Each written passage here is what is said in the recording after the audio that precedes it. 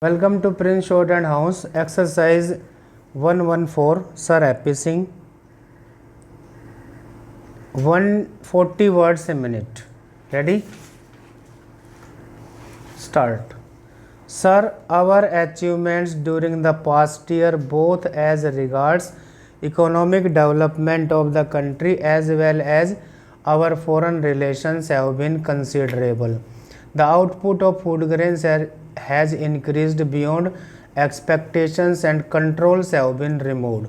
Now the problem is to establish the prices of food grains. It was right that in the plan top priority was given to the development of agriculture. The great river valley schemes have shown considerable progress and new projects are starting.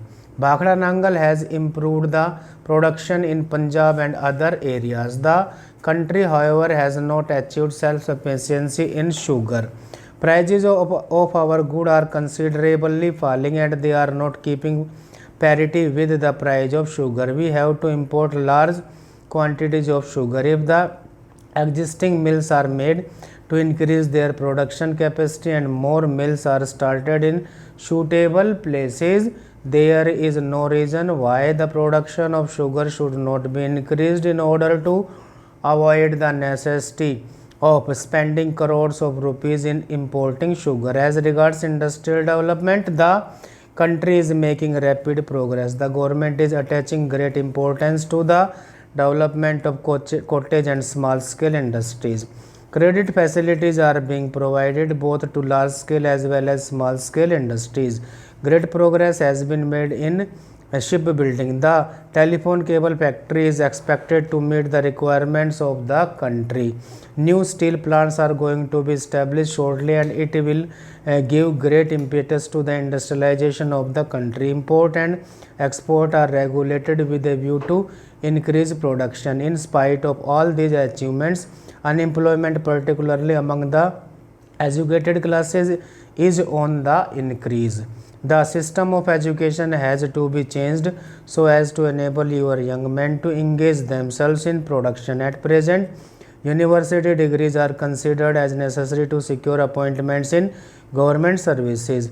This state of affairs is highly unsatisfactory, for no state can be expected to absorb all the recipients of university degrees in the administrative services. The government does not seem to be unmindful of the changes which is urgently needed in the sphere of education. A reorganization of the entire system is needed so as to make the students useful citizens. The system of education has to be revised so as to make our students take to production and to small scale industries. The community projects have created great enthusiasm in the rural areas and people are taking a keen interest in the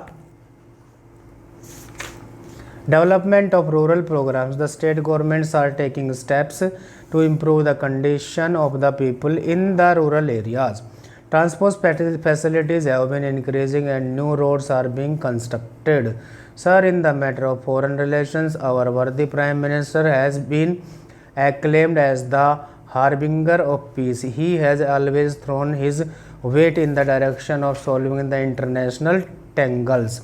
Mahatma Gandhi could achieve independence for our country on the principle of non-violence, and our revered leader Pandit Jawaharlal ji is now applying the same principle for the solution of international problems, and at critical times he has succeeded in avoiding war. Formosa is engaging the attention of the whole world at the present time. Let us hope that by the policy which our worthy Prime Minister is following, he will remove the tension that exists in the world and that the doctrine of coexistence which he has to be so beautifully enunciated will be found acceptable to all the countries of the world, and no country will think of embarking upon any aggressive designs. Sir, our remaining in the Commonwealth has been criticized, but I see no reason for that. There is no disadvantage in our remaining there. It gives us a forum of discuss all matters of international importance. Ours is a sovereign, independent republic, and we are not afraid of being influenced by others. If we feel that the suggestions which are made there by other countries are useful in maintaining the peace of the world, in developing the underdeveloped parts of world, in removing colonialism, and in advancing the cause of peace in the world, then certainly we can accept these suggestions. And moreover, we are in a very good position to influence the ideas of other nations by our actions and deeds. Sir, the main feature of these national extension schemes is to make our own agriculturists contribute towards their own reconstruction, towards their own development. I welcome that aspect to it, but at the same time, let it also be remembered that whereas these people are expected to make their contributions in the case of urban labor for many of the things that they wish to do for the benefit of the towns, it is the governments at the center and in the states who have got to make most of the contributions. Therefore, I say that the utmost possible attention ought to be paid to the welfare of our rural people. Stop.